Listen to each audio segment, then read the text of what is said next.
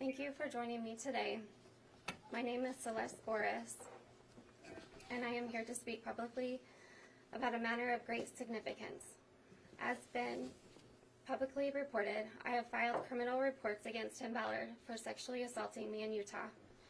Last week, I took additional courageous steps by filing criminal reports in California in 4 different cities where he also assaulted me. I stand before you not only as a survivor, but as someone who believes in the power of truth, justice, and the collective strength of survivors everywhere. I have chosen to come forward and speak at the press conference today for several reasons. First, I want to make it clear that these sexual assaults were violent. I have epilepsy and a pacemaker, and these violent episodes caused significant mental and physical confusion after being groomed by Ballard and programmed by powerful people of this state that Ballard's use of the couples ruse was a legitimate anti-trafficking tactic and that he knew what he was doing as the expert. One of these violent episodes resulted in his semen on my clothing. It is at the crime lab being tested. I had a leather skirt on, so that is why it was not immediately washed and was left abandoned in my closet. Despite the profound personal challenges, I feel compelled to address the ongoing denials by Tim Ballard, Operation Underground Railroad, and other individuals and entities involved. Tim Ballard and his lawyers claim that I am doing this for the money, ignoring the irony of Tim Ballard claiming someone is doing something for only money. I make the following points. Having Tim Ballard in prison does not financially benefit me. It only benefits other future victims of his sexual violence. Other women who remain silent have received millions of dollars from OUR. But who does that benefit? Only OUR, Tim Ballard, not other victims, not the donating public, not those that find themselves in what Ballard calls the Tim Ballard graveyard. There is so much context behind the negative narrative that Ballard and his legal team decides to paint of me. Ballard's slow grooming and manipulation tactics were done in secret, behind closed doors. Then covered by confusion, loss of memory from trauma, and other things. It will come out regardless how they try to humiliate me. I will not back down.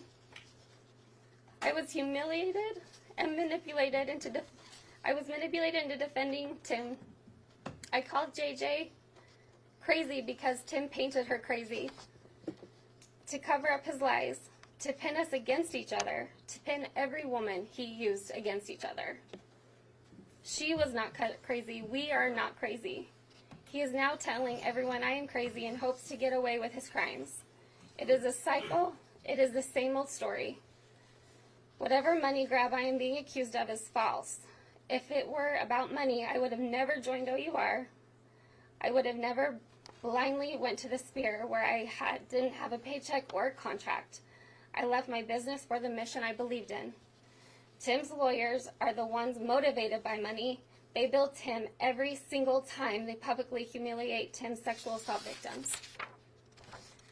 The continued denial about allegations is deeply troubling. As a survivor, I am confronted not only with the traumatic experience itself, but also with the disbelief and resistance to acknowledging the truth. By sharing my story openly, I hope to break through the walls of denial and create a space for truth and accountability. Operation Underground Railroad has displayed a lack of forthrightness in addressing these allegations. It is disheartening to witness a failure to take responsibility and a reluctance to be honest about the actions of its founder and former CEO. The company's response, or lack thereof, underscores the urgent need for transparency and accountability within its organizations. Sexual assault thrives in silence, and it is my hope that by stepping into the light, we can encourage others to do the same. I want survivors to know that they are not alone and that their voice matters. It is time to challenge the system and protect perpetrators and to demand accountability from those who perpetrate a culture of silence. Thank you.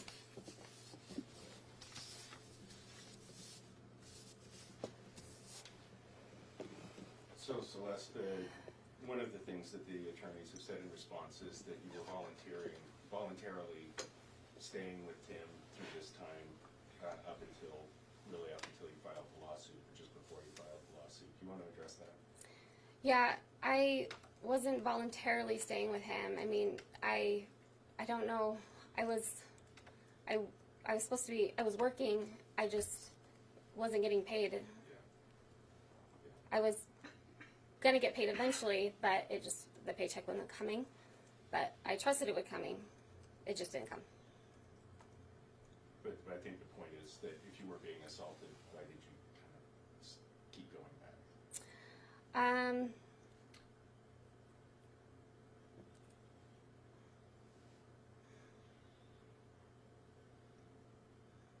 Robert, I think she addressed that in her statement, where she said that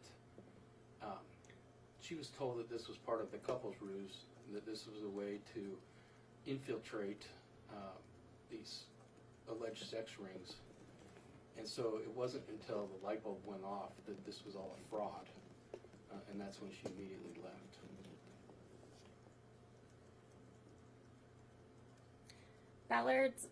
Tim Ballard's, the way the couple's ruse, he tells the public, is very different than how he has it in different countries behind closed doors in the name of saving children, when he is in his operations that you think you are saving kids, but when you know the difference of what an assault is versus how you're supposed to be, how real training and real police do it, like it's horrifying, it's horrific. And then trauma, it blocks out, I don't know, it'll come out. Celeste, did Tim act differently in California than the way he acts in Utah, from your perspective? Which part? What time? So, for example, I mean, I think 4 out of the 5 cases are in California, and then just the one in Linden. Did you notice a difference in his behavior when you were traveling, when you were in California on the road? Yeah, it depends on the place, the time, the operation. It was like, as I said in my statement, it was a very slow, manipulative grooming tactic behind closed doors. The beginning, it was like he approaches it wasn't even a couple's ruse when he asked me to help with operations. It was completely different. I didn't know what the couple's ruse until I was thrown into an operation in another country. And then it wasn't until later when trauma comes out. And so, he's very different. He acts different all the time. What was it like? I imagine these interviews with police departments are long and thorough and not good things to relive. What was it like to do so many of them in such a short amount of time? Humiliating. It was the worst thing that I'd ever had to do. And I'm a grown woman, and that is one of the things that I never ever thought that I would do. And this is another thing that I didn't know that I would do, is sit here and be here at the press conference. But it was humiliating. But it cannot stop. I mean, it has to stop. He has to stop. Ballard put me here in the public. He put me here having to be in the public before he painted the narrative. He's going to paint the narrative regardless, but I was the only couple's ruse partner he made public, because during the time of the Sound of Freedom tour, he was under investigation that I didn't know about because he was painting the narrative to me. And so here I am already in the public. He put me here, and I cannot let it stand. I was not being told the truth, and so I have to tell the truth now. What he was doing was not okay. Do you know what stage the Linden investigation is you filed that one in October, I think, so that one's been pending for a while. And we've been asked to not discuss or have any comment regarding ongoing investigations. Janet Russen did some sort of YouTube podcast video where I think, I haven't listened to the whole thing, but I think she said something to the effect of she was on some of these trips and that you all shared a suitcase and that might be why his DNA was on your clothing. Is there anything you would say in response to that?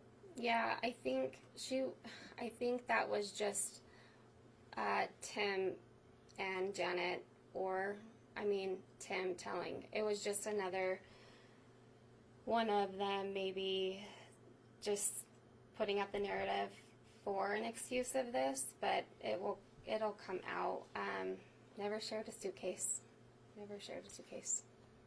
Clothes. On some of these trips, it sounds like they were like fundraising trips, or Tim was receiving some sort of award or honor. Did you think during those cases that you were still participating in the couples ruse, even when they weren't necessarily, missions, so to speak? Can you kind of speak to that? He liked to utilize his time, and so if he was getting an award anywhere or speaking event, there was recon work attached to it. So there was rather getting intel, and so it was always attached. When you say recon work, so even if he was accepting an award, he was also kind of doing a mission or submission? Mm-hmm. The submissions would usually consist of going to massage parlors and strip clubs, trying to get leads after performing various sex acts with hookers and massage parlor folks. You talked about some physical evidence in the Linden case. Is there any physical evidence in the other 4 California cases that you know of? At this time, I think it's best that we don't comment on any of the ongoing investigations. Do you want to, I guess you kind of addressed this in a statement. Do you think Tim should go to jail for this? Yes, absolutely. You can't do this to people. It's inhumane. There's so much to this. It is evil. What he has done is evil to so many people.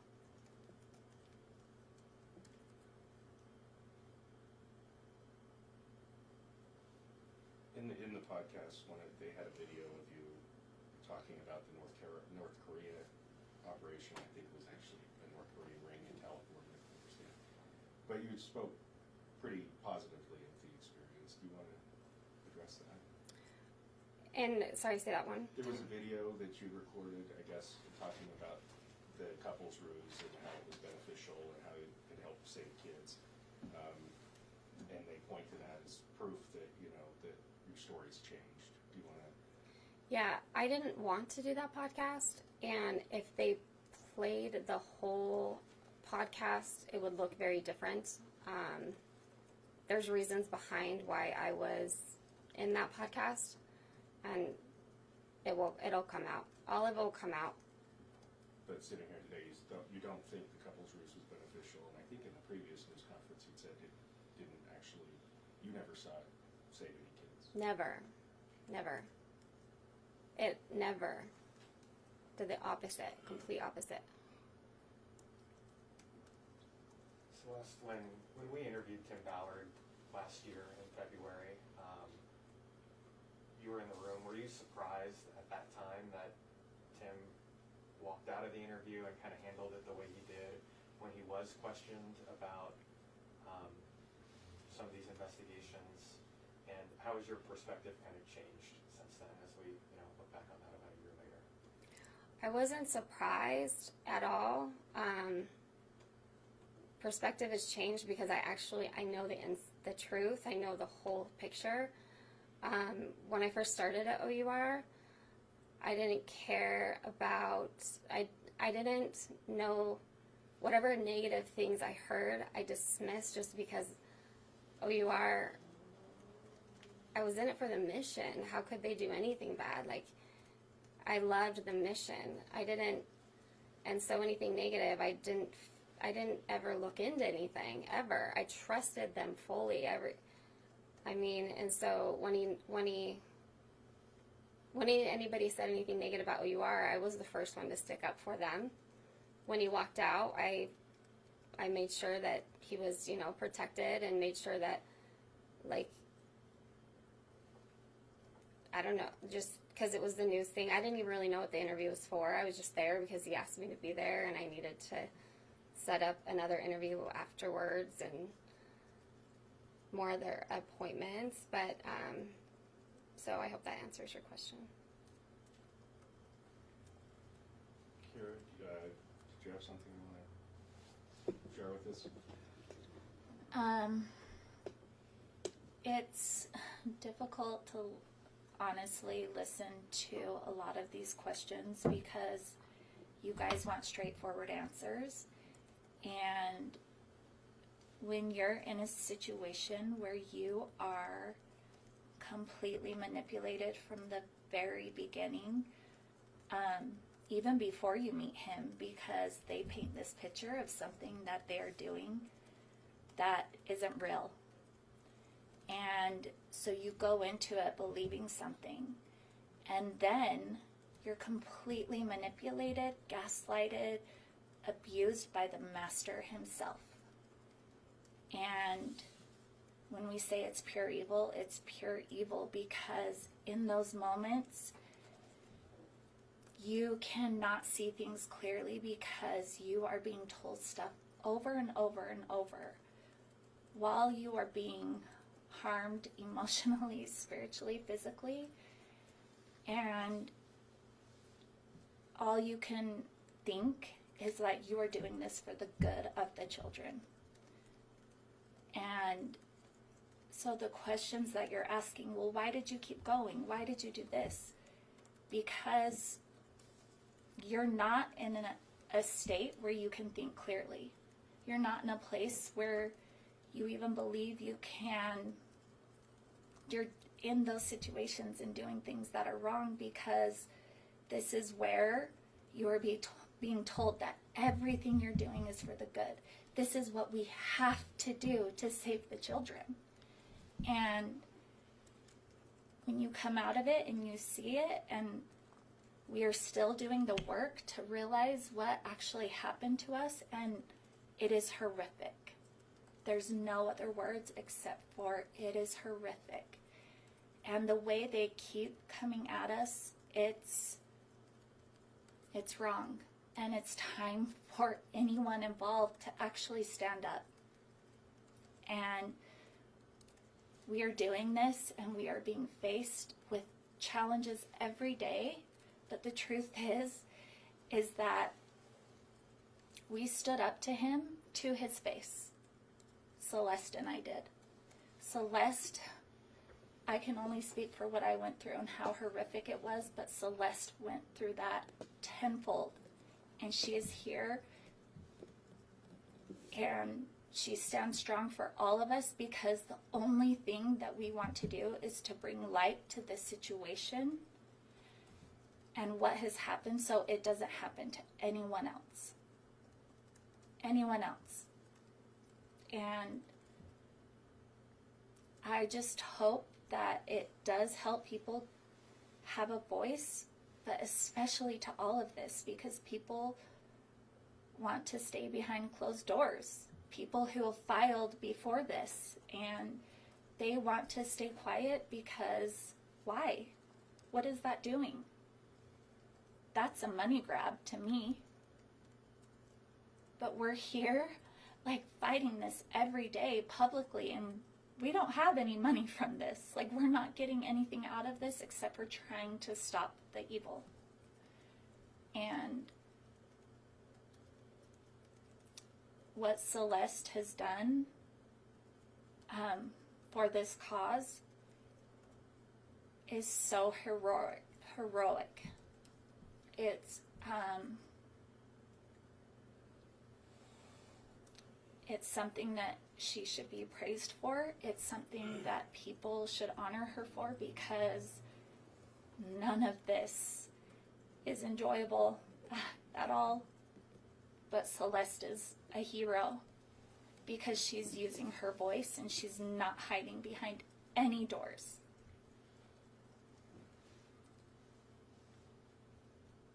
With all of these law enforcement agencies now investigating, do either of you have confidence in the Utah Attorney General's office and its investigation?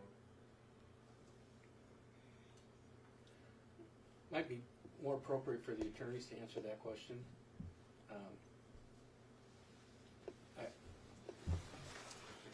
And I don't intend to speak for the other members of our legal team, but we don't have confidence in the Utah Attorney General's office. We've seen other situations that cause us concern. The Attorney General did meet with our clients, and he apologized for his role in this, and that was greatly appreciated. But he's got to put his life back together too, because he's done some things that are unbecoming of the Attorney General's office. And so we've been invited to have to participate in those investigations, but they're going to have to happen independent of our clients because of that history. And we know that there are other law enforcement agencies that are investigating it, and so that gives us a lot of comfort that there's other eyes on it. When you say independent, that means that will not be interviewed by the Utah Attorney General's office? That our clients will not be correct. Were you both at that meeting with Sean Reyes?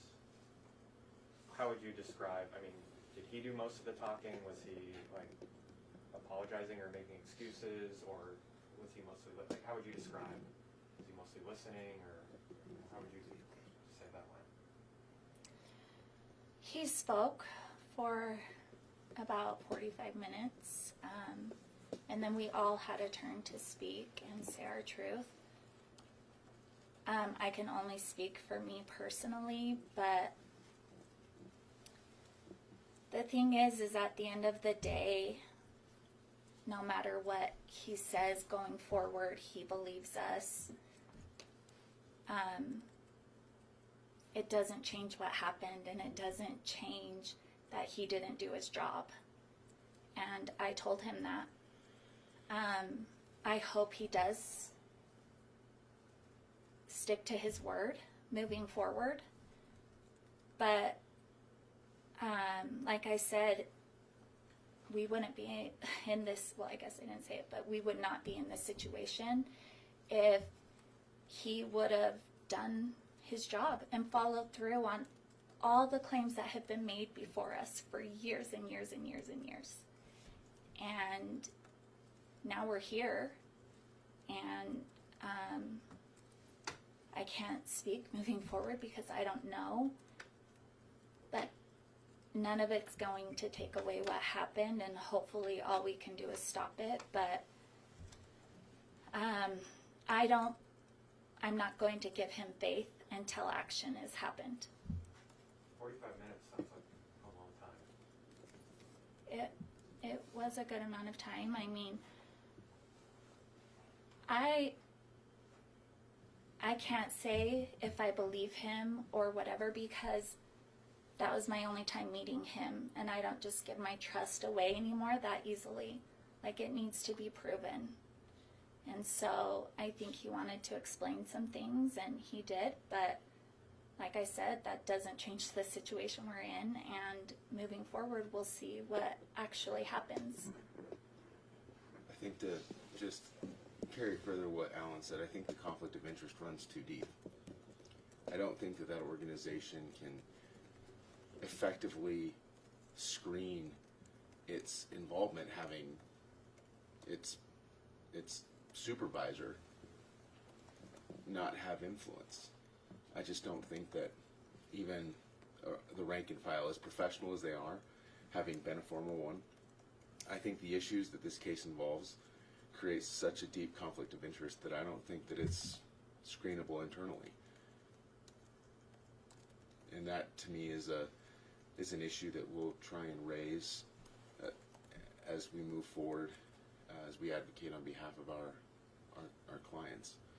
So I think if you were to sum it up, the conflict of interest is too deep, And I think that that's really the bottom line. I will add to that at this point, our clients have put their trust in law enforcement, and we feel confident that each of the agencies that our clients have met with to file criminal reports with, that they will do an effective job of a thorough investigation and move forward with prosecution.